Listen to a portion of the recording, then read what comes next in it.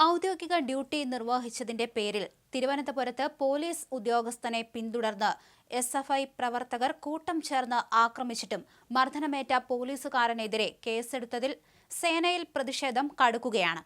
പോലീസുകാരനെ വളഞ്ഞിട്ടാക്രമിച്ചത് അപമാനകരമാണെന്ന് police association കുറ്റപ്പെടുത്തി രംഗത്ത് വന്നതിന് പിന്നാലെ പോലീസ് ഗ്രൂപ്പുകളിൽ പ്രതിഷേധം കത്തുകയാണ്. പോലീസുകാരനെതിരെ കേസെടുത്തതിലും എസ്എഫ്ഐക്കാർക്കെതിരെ ജാമ്യമില്ലാ വകുപ്പ് മാത്രം ചുമത്തി കേസെടുത്തതിലും അമർഷം തുറന്നു പ്രകടിപ്പിക്കുകയാണ് പോലീസുകാർ.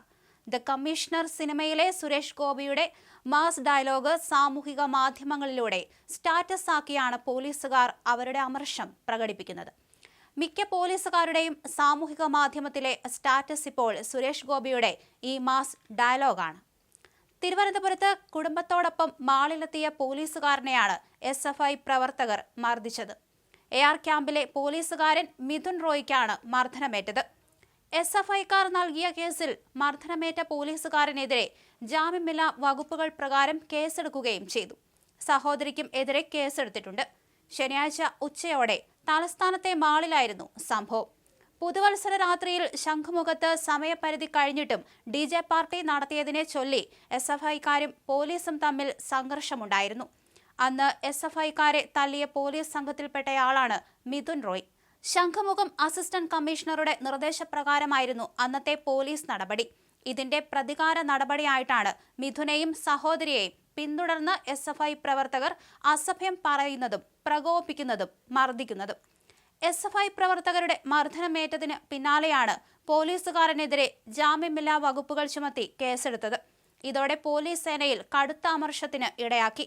സുരേഷ് ഗോപി അവതരിപ്പിച്ച ഭരത് ചന്ദ്രൻ IPS, മേലുദ്യോഗസ്ഥനായ രാജൻ P. ദേവും NF വർഗീസും ചെയ്ത കഥാപാത്രങ്ങളോട് പറയുന്ന മോഹൻ തോമസിന്റെ എന്ന് തുടങ്ങുന്ന സംഭാഷണമാണ് റീലായി കട്ട് ചെയ്ത് വ്യാപകമായി പോലീസുകാർ സാമൂഹിക മാധ്യമങ്ങളിലും വാട്സപ്പുകളിലും status ആക്കിയിരിക്കുന്നത്.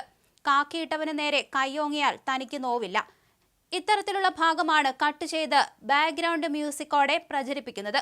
Thiruvananthapuram city police commissioner കാർത്തിക്കിനെ ഉന്നമിട്ടാണ് ഈ റീൽ പ്രചരിപ്പിക്കുന്നത്.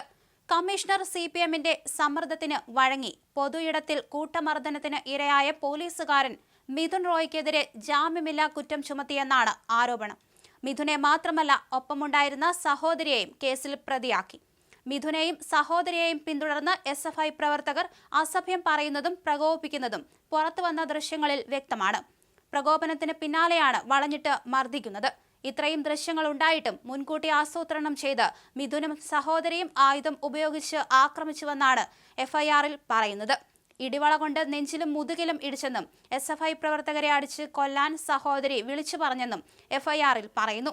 അതേസമയം മിഥുൻ നൽകിയ പരാതിയിൽ എസ്എഫ്ഐക്കാർക്കെതിരെ ജാമ്യം ലഭിക്കാവുന്ന വകുപ്പുകൾ മാത്രമാണ് ചുമത്തിയത്.